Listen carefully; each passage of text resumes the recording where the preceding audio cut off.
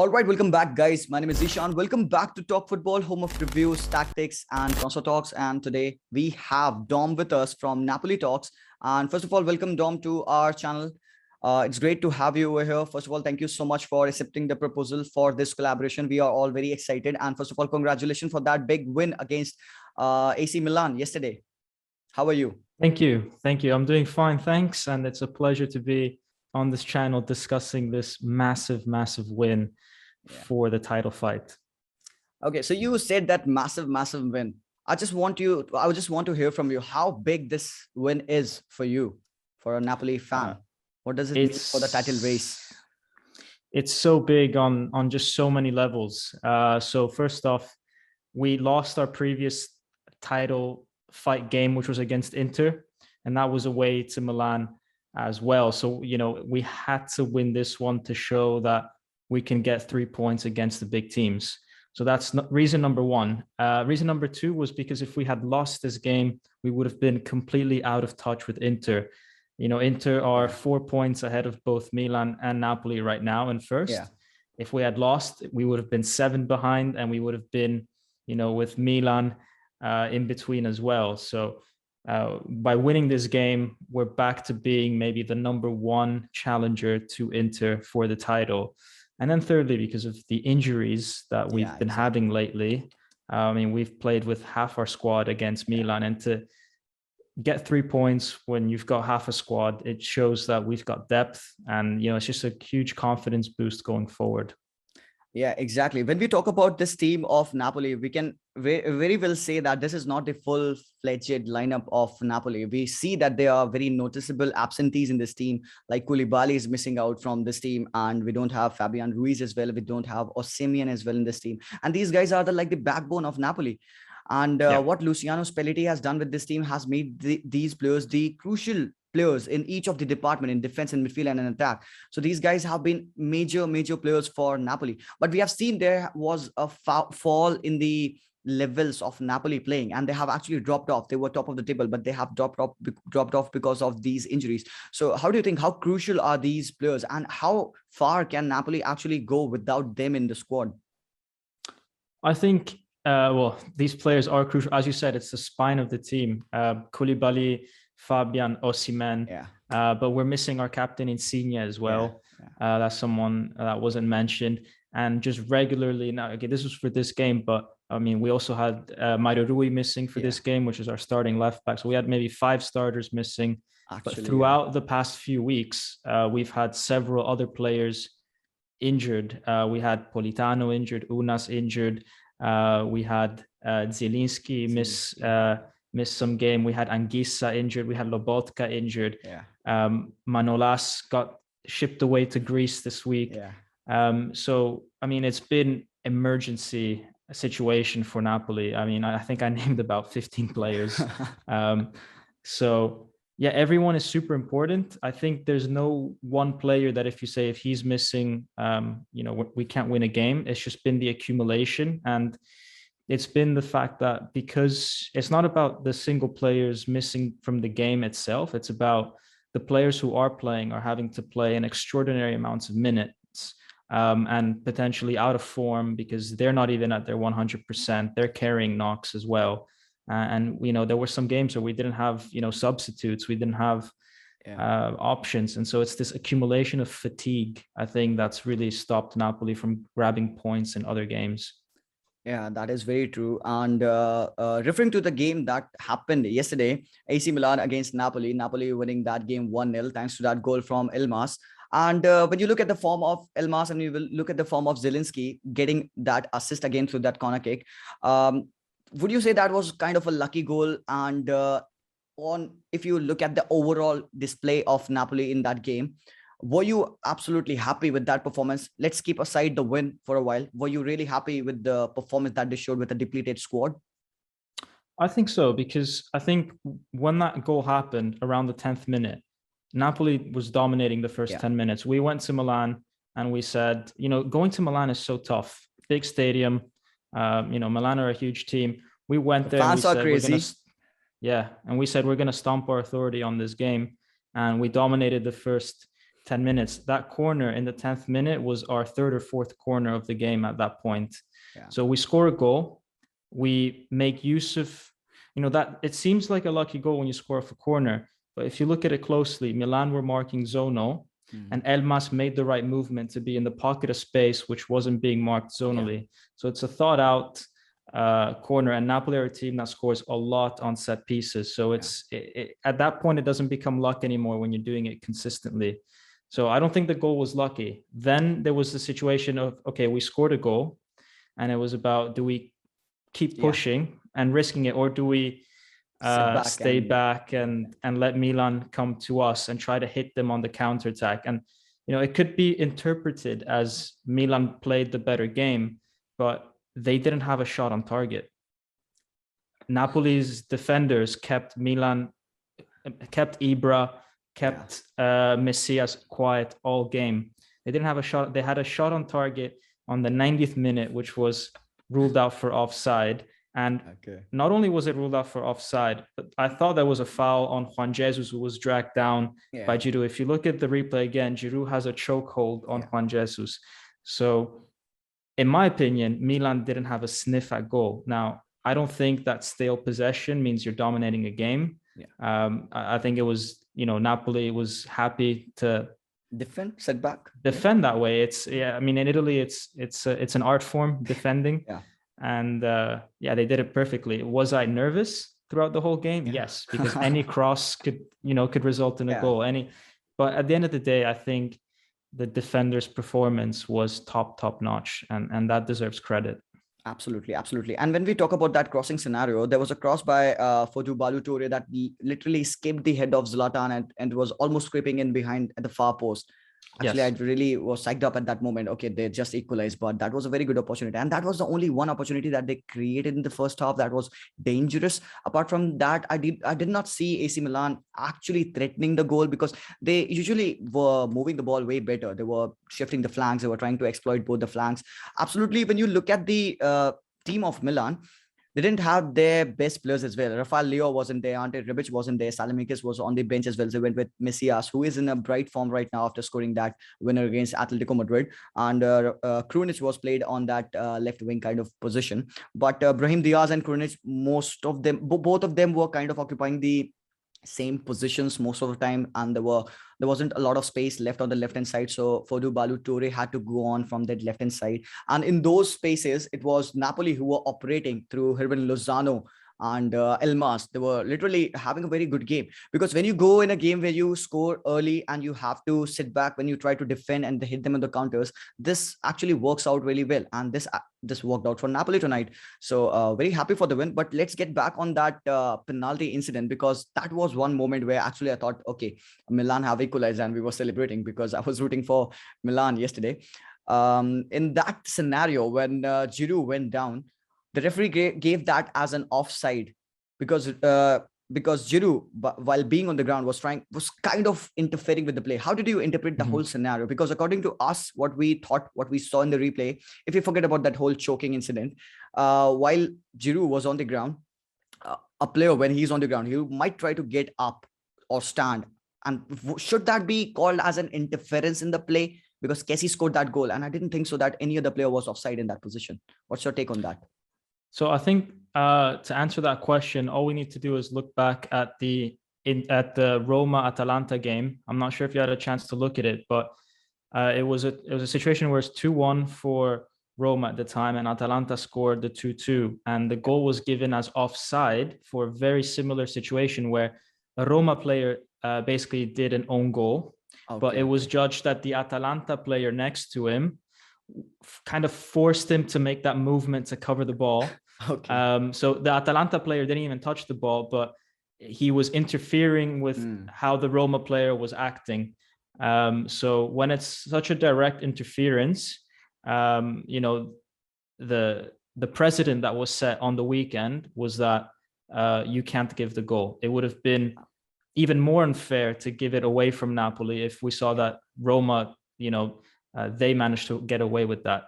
Now, regardless of that incident, I think that if you take a look at a replay, when Juan Jesus is on the ground, he tries to get up and there's Giroud's legs wrapped around him so he can't get up. Yeah. So even though he doesn't touch the ball, it's a direct interference with the player that's there. It is a very borderline decision. I think if they gave the goal, I would have also understood why it might not be an offside, but then I would have thought, well, hold on, there's the grabbing. So I think overall it's about 55% a foul and 45% a goal. So I think it's the right call, objectively speaking. Yeah, I mean that's nicely explained over here. Well, I beg to differ. I mean, the Milan fan would be arguing in a different way. I think they would be saying, okay, no. I'm sure. Yeah, definitely. But when you look at this performance of Napoli, I just want to know, what's your realistic prediction? What's your expectation from this team in this Serie A? Because Inter, they are in very good form right now, even with Conte now leaving and Inzaghi being their manager right now, with Lukaku gone, with Hakimi gone. They still are looking a bright side with some decent signings that they have made. While Milan are creeping slowly, and Juventus are way down at 7th place, and Atalanta have also crept into that top 4 position, while Roma also behind. So if you leave out Inter, well, don't leave out Inter. What actually do you think? How far can Napoli actually go in the Serie A race? So, I mean, right now, Inter, I mean, if they win their next game, so we have one more game to go until it's the halfway mark. If they win that game, they're on a projection of 92 points this season. Normally, you win the Serie A with about 85, 86. Yeah. So this means that right now, if you want to win the Serie A, so if you want to beat Inter, you have to get 92 points. Yeah. Let's extrapolate to that. That's a lot of points. There's no guarantee that we can do that. However, we do have to play Inter at home. We do have to play Milan at home. And those are the two massive games for us going forward this season, obviously our title contenders. So that's a bit of an advantage to Napoli. I'm worried about the next month, where we have the African Cup of Nations, and both Milan and Napoli are going to lose players for the African Cup of Nations. Koulibaly, Osimhen, Anguissa, Unas, all these guys. Whereas Inter, not really. Not so much. So it's going to be a tough January for us, I think, without these players. I'm not sure how many points we'll be able to do, but I think that if we remain within 5-6 points to Inter come the end of January, and then play them at home, if we get a good result, that, we stay within 3 points and it's all to play for. The other thing I would like to say about Inter is that they are having a really good form right now, but 4 of their last games have come against the bottom 5 teams. That is also true. And I mean, we've all beaten those teams. And then when they did play against Napoli, we had Osimhen, who fractured his skull. It was a situation where the game really swinged Inter's way after that. But on the balance of things, it should have been probably a draw. And then we have a situation where, when they did play other big games, like the one against Roma had 4 key players missing from that team. Whereas, when we played Roma, we dropped points to Roma, and Roma had a full squad. So it's these little details where now Inter did well, and take nothing away. It's going to be interesting to see, is that going to continue in the second half of the season? Could they have injuries? Could they face full strength teams? So we'll see. I mean, but yeah, I think to win this title, you need 90 points, and that's going to be tough. Kind of difficult. Okay. Well, that's very honest from you, Dom. Now, when you look at this team of Napoli, they're poised to face Barcelona in the Europa League. Being a Barca fan, I'm really considered about that game, because most of the people right now, most of the fans are arguing that no, Napoli can easily defeat Barcelona. I don't know how much you follow Barca these days, but they're not in a very good form. So even when you look at Napoli, they don't have their full squad right now, but the games would be after 2 months from now. Definitely the African Cup of Nations would be gone. But do you think the injuries can come as a blessing in disguise for these players from Napoli? Because if the injuries are persistent, they might not be playing in that tournament, and they might come early and can train and can be fit for that game against Barcelona. Yeah, there's a potential that Osimhen might not play for Nigeria. I think the other guys will be playing in their African Cup of Nations. One of the, I guess, positive aspects of these injuries is that it keeps everybody else on their toes in the squad. And that means that, when you do get to games like Barcelona, even if you have everybody fit and ready to play, the bench play, the guys who will have to go back to the bench, they'll have a high level of fitness because they've played several games. So that will be good. In terms of, the chances that the teams have, I think it's a pretty even game, to be honest, because Barcelona, in 2 months' time, I feel like Xavi will be able to, get some things right. I feel like there's already been a few improvements over the last few weeks. I don't know if they're going to be able to buy anyone in the winter transfer market, but that's obviously a factor to consider. And then I think that Napoli will be, come February, they'll be very, very focused on the league, trying to, I think they'll be still in the title fight, whereas definitely. Barca might look at the Europa League as, hey, maybe this is our chance to get Champions League football. And I think they'll be focusing on that quite heavily. So, I did a video about this and I said, it can go either way. I think if we were to play full strength teams, how we are this year, I do think Napoli are a stronger team this year than Barca, but we'll see in February how that is. Okay. But when I look at this team of Napoli, I actually get the chills because in the starting when they were playing with their full squad, they were literally ruthless. And there have been plenty of problems at Barcelona, especially in the defensive areas. And our defenders are very slow. We don't have a very good right back, and the left back is not so reliant. Jordi Alba, positioning wise, he's not so reliant. We have got slow defenders apart from Araujo in our team. So when you look at Osimhen facing the pace of PK or let's say Longley is playing over there, and we have Dest over there on the right back position with Hirving, Lozano and Politano running at them, I don't see how Barca would be able to cope up with them. That's the only fear that I have. Apart from that, in the midfield, it might be a bit even because we have young, inexperienced midfield. While at Napoli, they've got good players. I hope if Fabian Ruiz would be fit to come in and play along with Anguissa, and Zielinski is having a great time right now. So realistic prediction for me, I also think that could be an even game. But if Barca goes on to sign a few players, like they are linked to Cavani, they are linked to Ferran Torres, they are improving their attack right now. But what they should be doing is improving the defense. But also talking about the goalkeeper, I do not think so. To Marc-Andre ter Stegen is reliant so much. So don't you guys talk between yourselves like, okay, no, we can smash Barca? Don't you guys talk like that? I know I had a look at both social media pages when the draw came out, and there was a lot more negativity in the Barcelona side. A lot of fans thinking that they got the hardest team, and that's us done. Whereas the Napoli fans, we did say like, oh come on, why did we get Barcelona? But we also said, it could have been worse. We could have got Dortmund, and. I think we're excited about that game. I don't think we're taking it for granted that we're going to smash, but I feel like Barcelona fans are taking it for granted that they're going to get smashed by Napoli, whereas Napoli fans are not thinking that. We're thinking it's going to be an interesting game. Exactly. Continue. Yeah. But yeah, I mean, it's just, I guess you're always going to have a bit of respect for Barcelona because of the stature of the club. It's one of those clubs that they could just turn it up. I mean, we've seen it with other teams in the past, such as Manchester United, going nowhere in the league and then all of a sudden beating PSG in the Champions League. They're teams that they can turn it up for that one game, especially if it's a European night. So I'm not inexperienced enough to say that, we're going to beat Barca. It's one of those teams that could turn it up. But at the same time, Barca have been struggling in Europe. That's so true. Yeah, so we'll see.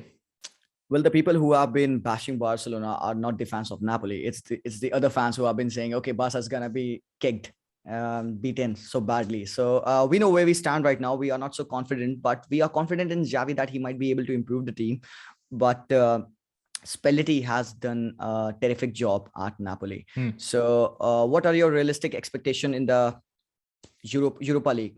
Do you think that Napoli might be able to handle the both of the tournaments together, because they are 1 foot into the title race as well, and they'll be into the Europa League as well? Let's say if they defeat Barca, which I hope that doesn't happen, but let's say if they get that job done, they'll have a really fair shot at the Europa League as well. I think Napoli. So, I mean, we saw the squad today that Napoli played against Milan as sort of half starters, half not starters, and they did a good job. So I think if we play such a team in the Europa League where, we let some of the other players have a go and then keep the starters fresh and fit for the league, I think we can still go far. I think Napoli do have the depth. And, these players will be fresh, hopefully come March and April, in the deeper stages of the Europa League. And they'll be able to hopefully perform. So, I do think we have the depth. I do think Napoli is maybe, within the top 5 favorites for the tournament, alongside Dortmund, Barcelona. West Ham also there. Yeah, West Ham are a bit outsiders, because I think experience plays a key thing in European tournaments. Not only the players, but the coach. So that's a huge difference. That's also, I think, why Napoli could nick it past Barcelona, because I know Xavi's a very experienced ex-player, but reading the game as a coach is a different matter. And Spalletti, with over 500 Serie A appearances, coaching, and he knows he reads the game quite well, so that could be a factor. So I think Napoli have a good mix of experienced coach, depth in the team, and I think the pressure will be very, very high on Napoli to win the league if we drop out of the Europa League. And I think Spalletti is smart enough to not completely disregard the Europa League, because he knows that he'd be putting pressure on himself on the league. So, for example, we had the chance to, when we played against Leicester in the final game of the group, we had the chance to lose the game and get knocked out and just be like, okay, we'll just focus on the Serie A, like whatever. And yet he put the best possible team on that day, which shows intention. It shows he wanted to go far in that competition. Absolutely. Yeah, all right. That's fair. That's good talk. But one last question from you. Is there any player that Napoli is looking out to sign in the winter? Because I haven't heard, this transfer market has been relatively quiet when it comes to Napoli. Is there any player that Napoli is looking to sign in the winter market? Yeah, so we've been quite quiet on the market recently. I mean, this team that Napoli has, a lot of the players have been playing in this team for now 5, 6, 7 years. Seriously, I mean, Koulibaly, Mertens, Insigne, all these guys, Zielinski, all these guys have been around for a while.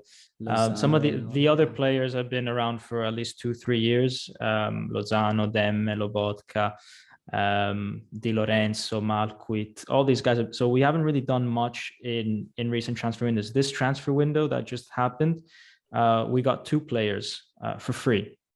Juan Jesus and Anguissa. For free. Anguissa on loan from Fulham. So we didn't even buy him. So we have been very quiet. However, we did let go of Manolas a few days ago. We sent him back home to Greece. He didn't want to stay anymore because he lost the starting place. And he had a very huge salary for us. So we shipped him off. That means we are lacking in the center back position. And we are lacking a bit in the left back position as well. So if we do intervene, it's going to be in defense. And there's a Torino player called Bremer, who's he's quite good actually. And it's going to be very difficult to get him midway through the season, but let's see. I would be very surprised if we don't buy any center backs. Okay. Yeah, I also think that the one possible positions in which this team needs strengthening is in that defensive position, because in midfield it's packed, because they've got great players in the midfield areas as well and up top as well. But do you think that when Victor Osimhen isn't present, Petagna can carry the team up top? Because I saw him and I've seen him play quite a while, but do you actually trust in Petagna? He's very hit and miss. He's not the type of striker that if you need a goal, you bring him on. We saw it today. He had 2 chances. The first one, he was through on goal and he let a Milan defender get right back to him. And another one, he had a shot, I think it was just outside the box, where he had all the time in the world to hit the target and he didn't. So he's not a goal scorer. What he does do is that he allows the team to come back up. He's very good at controlling the ball. I think you saw it in today's game, came back in midfield, controlled it, passed it around. So he's good to let the team work, build around. But if you are locked at a 0-0 or you're losing a game, he's not really the type of guy that you need coming on most of the time, unless he can get a head on in a corner or something like that. So that could be a struggle if we need goals. But we do have Mertens on the bench. We did suffer a lot of we did lose a lot of points in the past month or so, because we've had to maybe take off Mertens because of his age, or we couldn't start Mertens, and then we had to put Petagna instead, and it was a situation where we needed a goal and he just couldn't provide that. He's one of those players that is a good squad player, but not a number 9 that I think not for Napoli in terms of scoring goals. I think he works best when he's got a goal scorer next to him and he can play off of that person. So maybe a defender and a striker, maybe in the summer. Maybe I think so.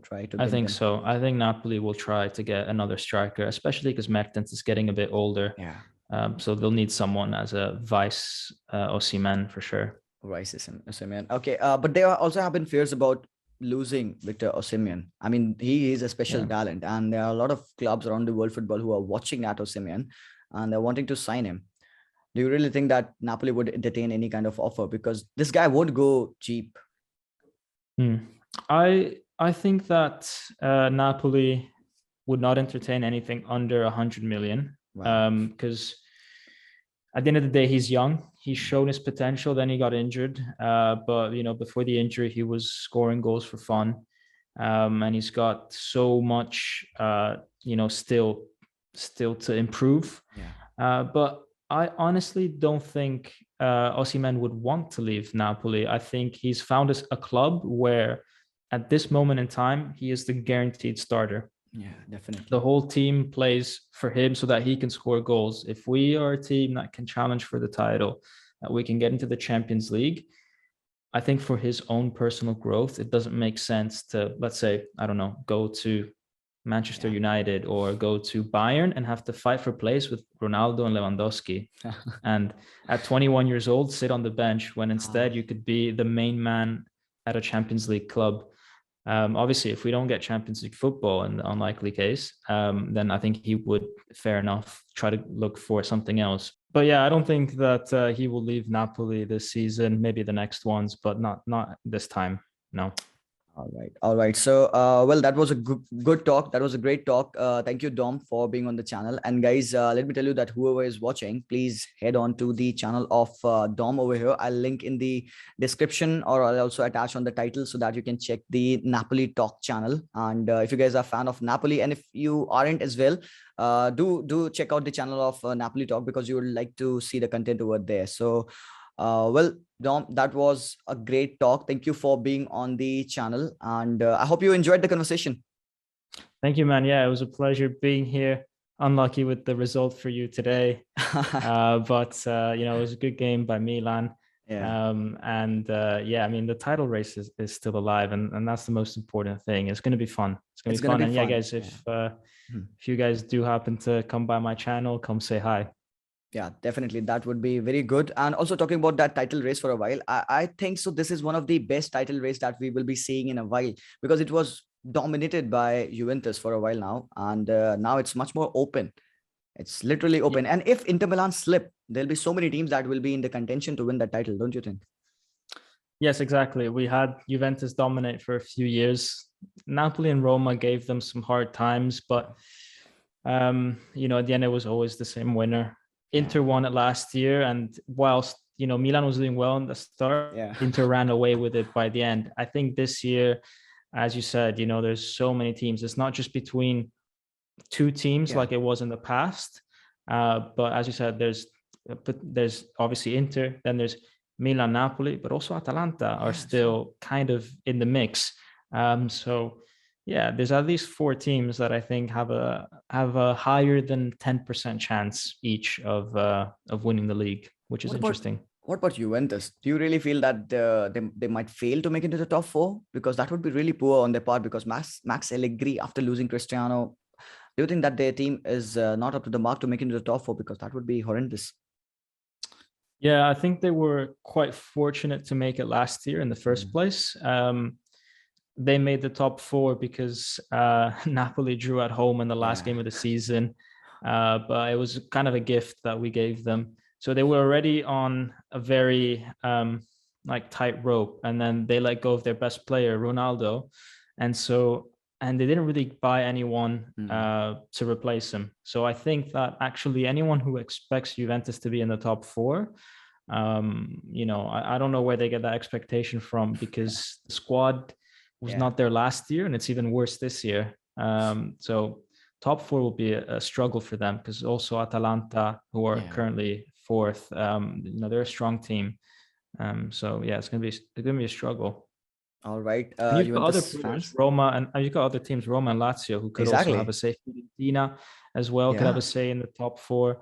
There's a lot of quality this year in the Serie A for sure.